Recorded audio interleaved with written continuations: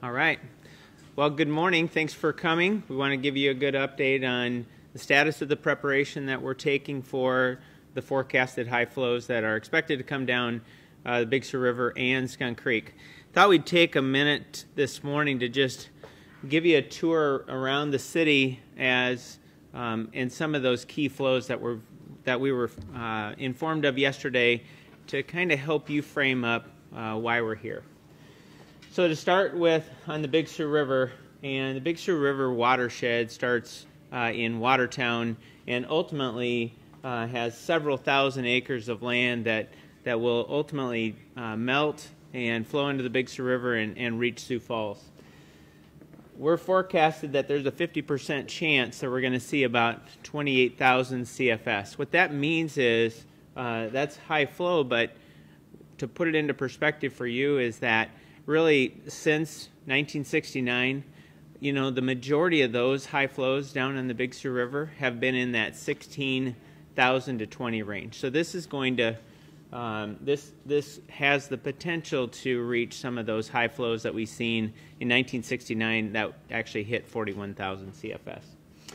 So we have a couple ways to handle that water as it comes in. So we have a diversion dam. That was our forefathers back in the late 50s made a great decision to actually put this diversion channel in so we could essentially shortcut most of those high flows around the city.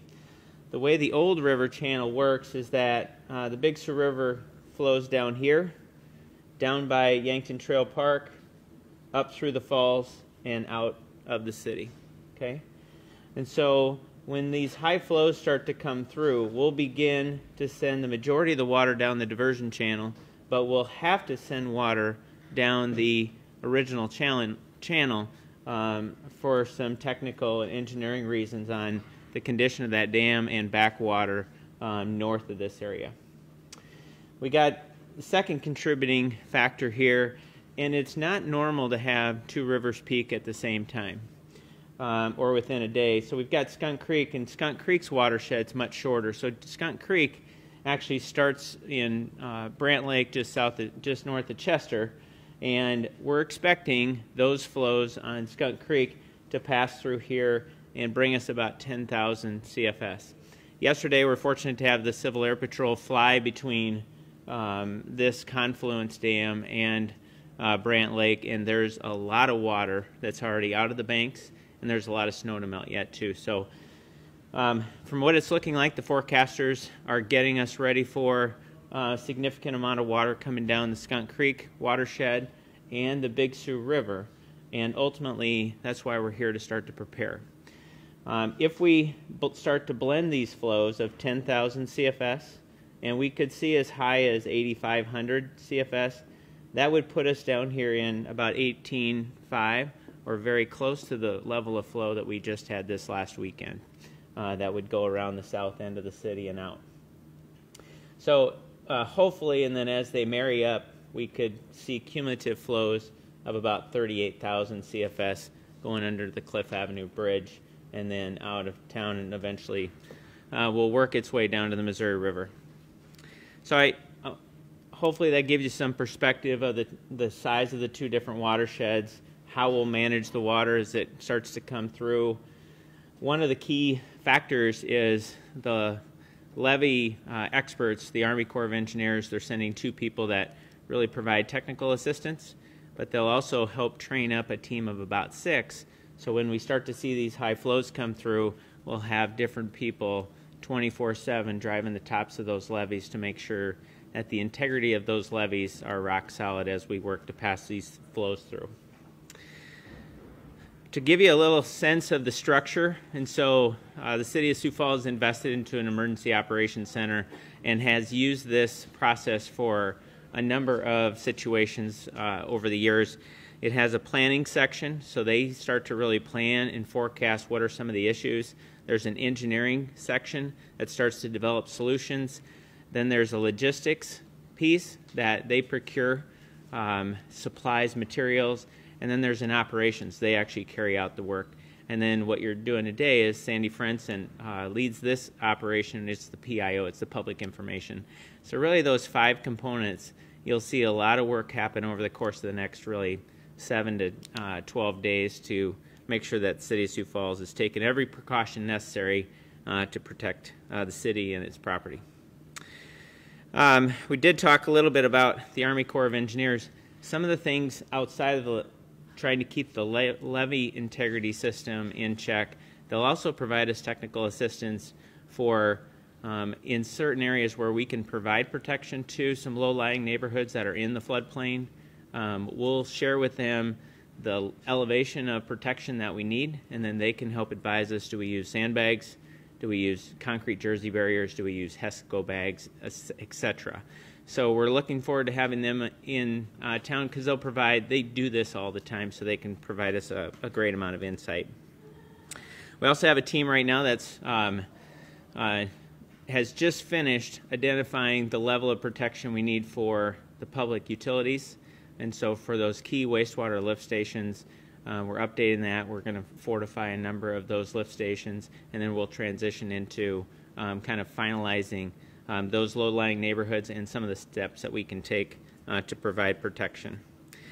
And then last, and I'll turn this over to Don Kearney, we are identifying the steps that we'll take for sandbagging, not only to sandbag the public utility infrastructure, but also to provide guidance and support for the public that actually wants to do some of their own sandbagging. And our goal is to actually have that plan identified and communicate that later today. And so we're still finalizing some of those points, but once it's ready, we'll certainly get it to you. And then last, we remain operationally ready. We still have all our pumps in place that we had this last weekend. So if we do have backwater issues that impact roads that make them impassable, we'll begin those pumping operations so we can minimize that downtime for some of those critical roads. So next up is Don Kearney, he's the Director of Parks, and he'll share with you what their team is working on. Thanks. Well, good morning. Thanks, Mark. Don Kearney with Parks and Rec. I did want to share with the media today that we have officially closed Falls Park to any and all traffic in and out of there, whether it be foot traffic or vehicle traffic, and really obviously because of the historic flows that Mark had just talked about. So we have barricades at all the major walkways and roadways that lead in and out of Falls Park, and just ask for your compliance as a community about staying out of Falls Park, knowing that these historic flows are coming through. Do want to give fair warning to everybody in the community that the police department will be monitoring these closures, not only in Falls Park but in other parks along the Big Sioux River and Skunk Creek, and we'll be enforcing those closures. Just a reminder, in addition to Falls Park, we currently have and still have a list of other parks that are along the Big Sioux River and Skunk Creek that remain closed from this past weekend. So those are still in effect. Also remind you that we do have 80 parks in Sioux Falls, so there are other parks than those that are along the waterways that we have for you to be able to enjoy. I know it's going to be nice, but I can't emphasize enough how we need your cooperation to stay out of those areas so that the city teams can really focus on the flood fight that's ahead of us. And so, again, just can't emphasize that enough. The mayor mentioned it as well yesterday, but you know, we really just need your cooperation, and anything the media can do to help us get that word out, we'd really appreciate it. Now I'll turn it over to Regan Smith, the emergency manager. Regan Smith, emergency manager, City of Sioux Falls. Mark talked about the forecast. We're continuing to partner with the National Weather Service to receive the latest information there. The forecast remains the same as yesterday, so we're continuing our preparedness efforts based on that forecast. As far as the city, we continue to prepare. We talked yesterday about the mayor's emergency declaration. That allows us to mobilize additional resources, and it streamlines our procurement process to so we can get that swift response here as soon as possible. We're continuing to coordinate with the Governor's Office on our response. We've got representatives from South Dakota Emergency Management and the Governor's Office here at Emergency Operations Center, so that communication is seamless. The Governor has closed the Big Sioux River to navigation. I think that information is out or will be coming out soon. The general public, if you want to know if your property is in the floodplain, please check out the city's website, www.siouxfalls.org/flood. There's a link on there to the FEMA's website. You can go in there, plug in your address, and it will tell you if you are in that floodplain. There are about a little over 500 structures in the floodplain in Sioux Falls. If you are in one of those structures or residents, you do have time to prepare. Again, know your risk, know how to stay informed, whether it's local media, weather reports, your weather radio. Consider moving your personal property to higher ground if possible, and store supply those valuable items that you can grab quickly if you need to evacuate, things like prescriptions, important paperwork, and those family heirlooms. Again, this organization is expanding in addition to the agencies I've described over the last few days. We're working closely with the Governor's Office, South Dakota Emergency Management, Department of Corrections, State Department of Transportation, the National Weather Service, the Corps of Engineers, and Civil Air Patrol. Volunteers, we still need volunteers, so please reach out to 211 if you can help. We've had 304 calls since last Wednesday. Of those, 62 people have volunteered to help, and we've got 66 homeowners that have requested help. We're also requesting groups. If you've got church groups, civic groups, those type of things, this would be a great project for you. So again, with that sandbagging coming, there's going to be a real need out there to help not only the city but your neighbors. So it is hard work, and we're going to need a lot of people. With that, I'll turn it over to Sandy. Good morning, Sandy Frentz, Public Information Officer. So I just wanted to follow up really briefly on Director Carney's information regarding the park closures and law enforcement. I just wanted to reemphasize that going around a barricade in a park is a Class 2 misdemeanor that comes with an affiliated fine of $122.50. You can also be cited for a Class 2 misdemeanor of $97.50 for being in a closed park. So if you're caught going around barricades, for example, and being in Falls Park, you can be cited for both of those Class 2 misdemeanors. Law enforcement is issuing citations. They issued a handful of them last weekend with last weekend's flooding events, and 2 of those did end up leading to additional arrests because of additional infractions. So as Director Carney said, you know, the law enforcement is partnering with us on this, and they are going to be enforcing the park's closures. So with that, I'd like to bring Jason Gierman, Minnehaha County Emergency Manager, up to give you an update on the county, and then we can entertain questions. Hi, Jason Gierman, Minnehaha County Emergency Management. Some of the things I want to touch on today are the people that are living out in the county in floodplains, whether it be housing, livestock, etc. You might want to think about moving these items or getting your equipment out of that area. Again, the FEMA website that Reagan Smith mentioned is a good way to look and see what areas are going to be affected. These will also be on the county website in the future. Some of the questions that I'm getting asked is about sandbags. What we're in the process of doing is bringing sandbags to the cities within Minnehaha County, Baltic, Del Rapids, whoever requests them. We're hoping to work with the cities, and we're working with Del Rapids right now on setting up a site where people can come to get these sandbags if needed. I'm not recommending people come to emergency management to get sandbags because we're going to try and get them out to the community. 211, that number keeps coming up over and over again. Just because you're in the county doesn't mean you can't utilize or volunteer to use the 211 system. This is a work in progress for us, so things may change rapidly, especially with our sandbagging operations. We are working very closely with the state and getting these assets that we need and resources. And as Regan said, there's people with the state in our office side by side, and we really appreciate that. I think I touched on everything as far as the county. Again, we'll reiterate just what the city said. Stay off the county roads. The county roads are in horrible shape right now with the thaw and the water, and the townships do not want you on their roads and wrecking them. Please don't go past the barricades. Deputy sheriffs and highway patrol will be out checking these areas too. Thanks.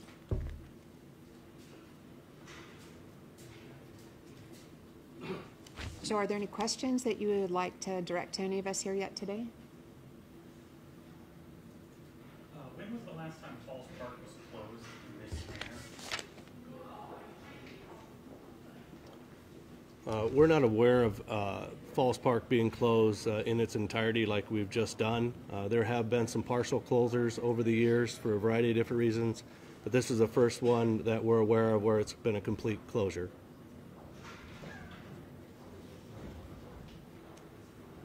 Mark, did you talk about when the Army Corps of Engineers are going to be in the city? Sure. The question is, when is the Army Corps of Engineers going to be in the city? We're expecting them at noon, and then we'll first stand up the training of the levee inspection, concurrently looking at some of those situations where we want their feedback on if, again, what strategy do we use based on the elevation of protection that we need to deploy, and then that will, once we can get that technical assistance, that will spin up a number of other operations that we expect to start later today.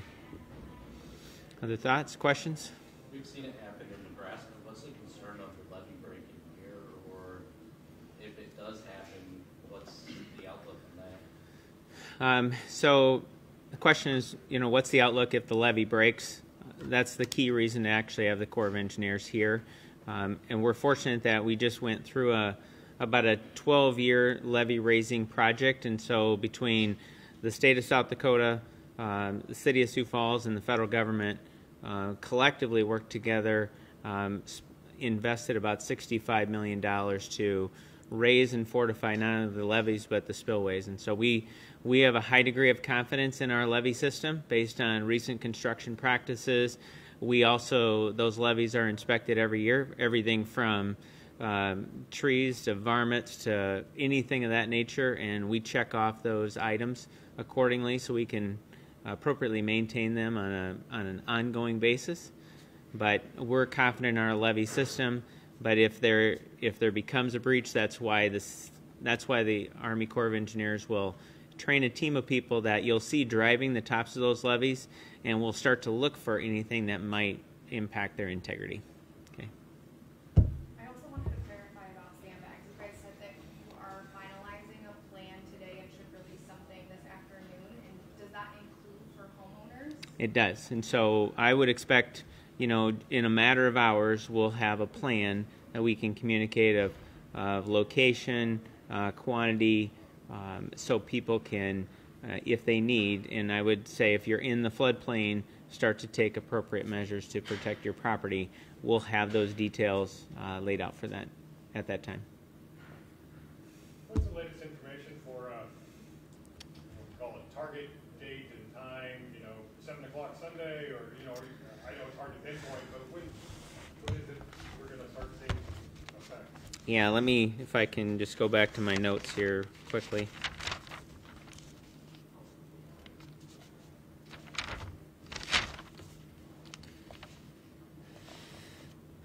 All right, so the hydrologists and the forecasters this morning shared that we're still only expecting about 1/4 to 1/2 inch of rain. That's a key variable. They're still forecasting that the heavy rains are going to be essentially south of Sioux City.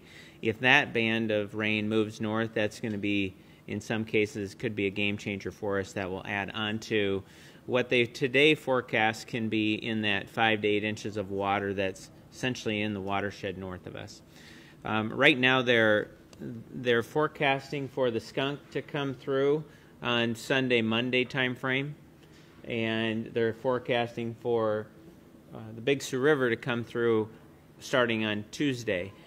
The one thing that we have to be aware of is these are not going to be short peaks. These are going to go on for the highest peak on the Big Sioux River they expect will be probably at least 24 hours, but we're going to still run flows higher than what we've normally seen for probably a period of 5 to 7 days. And so when we've seen issues happen between Sioux Falls and Del Rapids, a lot of those flows have been in that 16,000 CFS range.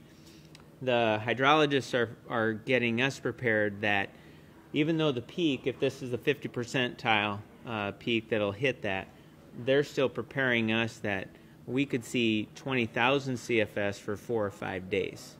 And so you've got this won't be a short event once it comes here. And then Skunk Creek ultimately should be shorter because the nature of the watershed is only from here to Chester. But the nature of this watershed is from here to Watertown. So that's a lot of water that's got to melt, work its way to the Big Sioux River and down. So that's what we're planning for Sunday, Monday, Tuesday, and then we're going to be seeing these flows commingled for probably the better part of a week. What we had last Wednesday and Thursday, would you typify that as a short event? I would. I'd typify that as a short event, and it also recovered quickly. And a lot of that was just what was really close and on top of that rain. So you can see the impact of having that rain on top. Now we were fortunate to have the Civil Air Patrol fly between Sioux Falls and Chester yesterday, and there's still a lot of snow. There's a lot of water that's out of its banks already on the Skunk Creek. And so that's just one picture. We're sending teams today to go between Sioux Falls and Brookings, and we're taking samples of that snow, weighing it, and getting a sense of the water content so we can try to establish, do we have 4 to 8 inches of water content? Is it more? Is it less? Things of that nature. Any of that data, at least, I think, can help the hydrologists understand and help us forecast for what's to come. Well, thank you for coming today. Again, we do expect to have information later today on sandbags for the public, and we'll get that information out as quickly as we can. Thank you.